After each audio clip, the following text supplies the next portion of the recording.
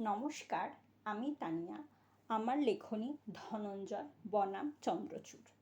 কবিতাটি মহাভারতের বনপর্বের অর্জুন যখন মহাদেবের তপস্যা করে এবং তপস্যার উদ্দেশ্য ছিল পশুপতি অস্ত্র, ওই ঘটনার পরিপ্রেক্ষিতে এই কবিতাটি রচিত হয়। তবে চলুন এই কবিতাটি পাঠ করা শুরু করি। হারিয়ে রাজ্যপাট, লুণ্ঠিত মোর পত্নীর আব্রু, হে মহাকাল, হে সন্ন্যাসীরূপী পরম ব্রহ্ম, দেখা দাও, দেখা দাও এই কুন্তীপুত্র ধনঞ্জয়েরে, শক্তিতে বলবান করো তোমারই এই ভক্তকে।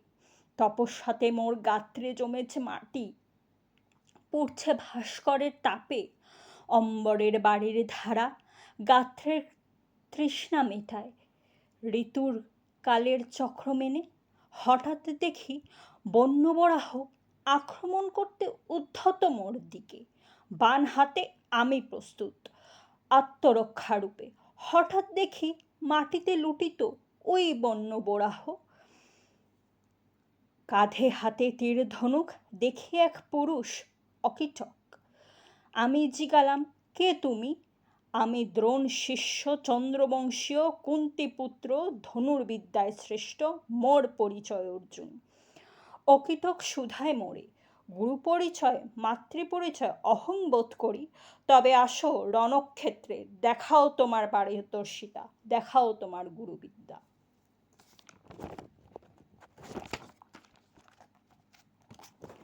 দেখাও তোমার পুরুষত্ব।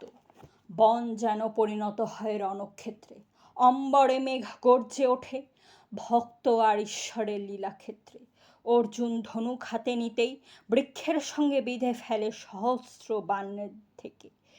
করজোড়ে অর্জুন বলে ওঠে, হে নাথ ক্ষমা করো মোরে, হে পশুপতি দেখা দাও ব্যাঘ্র ছাল পরিহত রূপে।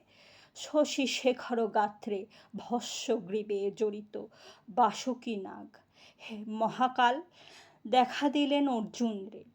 দুনয়ন বেয়ে অশ্রু ঝরে ক্ষত্রিয় শ্রেষ্ঠ ধনঞ্জয়ের, আশিস সহিত পেল পশুপতি অস্ত্র চন্দ্রশেখরের কাছ থেকে।